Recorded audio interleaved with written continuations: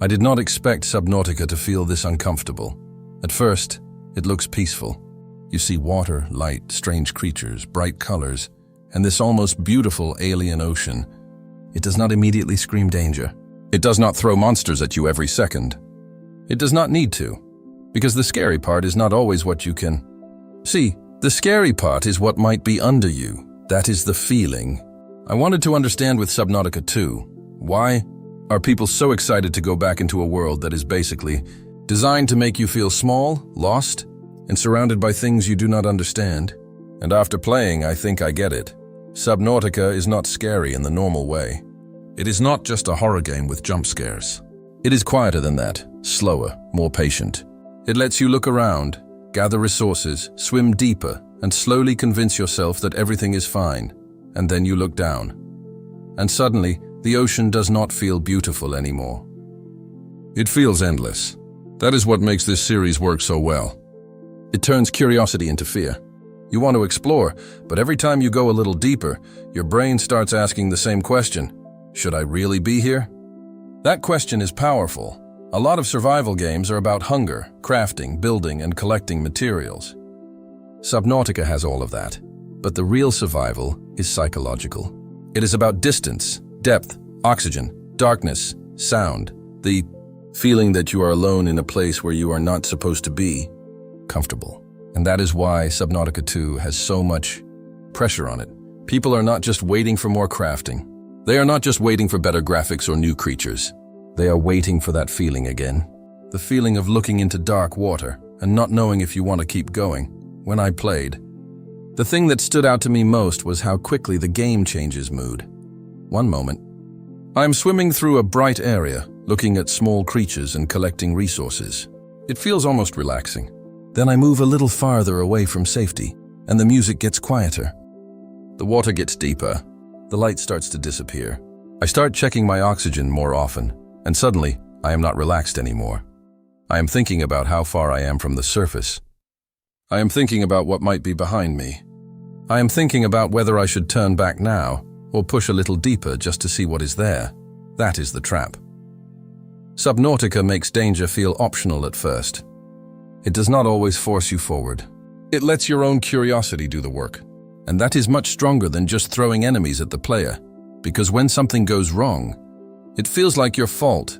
You went too far. You got too curious. You ignored the warning signs. You thought you had more time than you actually did. And honestly, that is what makes it memorable. The ocean in Subnautica is beautiful, but it never feels safe. That is a very specific kind of design. A lot of games make beauty feel like a reward. Subnautica makes beauty feel suspicious. You see something glowing in the distance, and part of you wants to swim toward it. But another part of you already knows that glowing things in deep water are usually not there to be friendly. And that is where the game gets under your skin. It makes you argue with yourself. Should I go deeper? Should I collect more? Should I keep exploring? Or should I go back before I lose everything? That tension is simple, but it works because the ocean gives it weight. In a forest, you can see the trees. In a city, you can see the streets. But underwater, space feels different. Sound feels different. Distance feels different. Even safety feels temporary. You are always borrowing time from your oxygen tank, and that changes how every decision feels. A small trip can turn into a panic. A small cave can feel like a mistake. A strange noise can make you stop moving completely. That is the part I like most. Subnautica does not need to tell me I should be scared. It makes me scare myself. And I think that is why people care about Subnautica 2 so much. It is not only about wanting a sequel, it is about wanting to feel that rare mix again, wonder and fear at the same time. The ocean is beautiful enough to pull you in, but dangerous enough to make you regret it. That is not easy to make. If the game is too safe, it becomes boring. If it is too aggressive, it becomes annoying. But when it gets the balance right, it creates something special. A world you want to explore even though every part of your brain tells you to stay near the surface. And honestly, that is what makes Subnautica different from many other survival games. It is not just about surviving enemies. It is about surviving your own curiosity. The game understands that mystery is stronger when it does not explain everything immediately. It lets you wonder. It lets you imagine. It lets you hear something in the distance and create the worst possible picture in your head before you even see what made the sound. That is why the ocean works so well as a setting. It gives the game natural fear. You do not need a haunted house when the entire world below you is unknown. After playing, I understand why people waited for Subnautica 2, not because the first game was perfect, not because every system was flawless, but because it created a feeling that is hard to find anywhere else.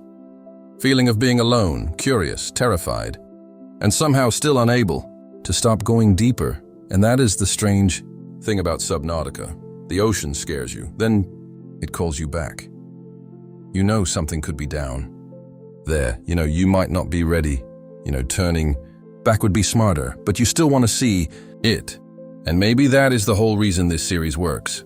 Subnautica does not just make you survive the ocean, it makes you want the ocean, even when you are afraid of it. Not according to plan, big promises, bigger mistakes. And sometimes, the scariest thing in a game is not the monster, it is the depth below you.